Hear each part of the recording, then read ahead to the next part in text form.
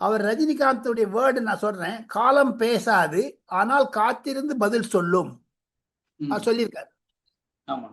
ஐயா ரஜினிகாந்த் அவர்களே, தங்களுக்கு தங்களுடைய கட்சிக்காக அர்ஜுன் மூர்த்தியும் தமிழ் மணியனும் தேர்ந்து கொண்டு தேர்தல் கமிஷனில் ஆட்டோ ரிக்ஷா சின்னம் வாங்குவதற்கு அருண்ஜேட்லியினுடைய மகள் மூலமாக தாங்கள் தேர்தல் கமிஷன் அனுமதித்த போது நான் தங்களுடன் இருந்தேன்.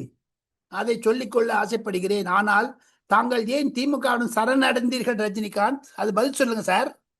காலம் பதில் சொல்லாதா சார்? என்னங்க அவர் தப்பு பண்ணலாம், ஒன்னுத்து தப்பு பண்றது சொல்றாரு, என்ன அர்த்தம்? அது ரஜினிகாந்த் சொல்லுவது தவறு. அரசியல்ல வந்து நீ குதிச்சு பண்ணுங்க. ஏன்னா இப்ப சங்கீதா பார்த்தாங்க, ஒண்ணும் நடக்கல. இப்ப ரஜினிகாந்த் ரஞ்சித் மூலமா சண்டை உண்டாக்க பாக்குறாங்க திமுக. Simple as that. தமிழ்நாட்டில் எம்ஜிஆருக்கு அப்புறம் ஒரு பிரபலமான ஒரு தலைவரா ரஜினிகாந்த் அவர்கள் வரணும்னு நினைச்சார்.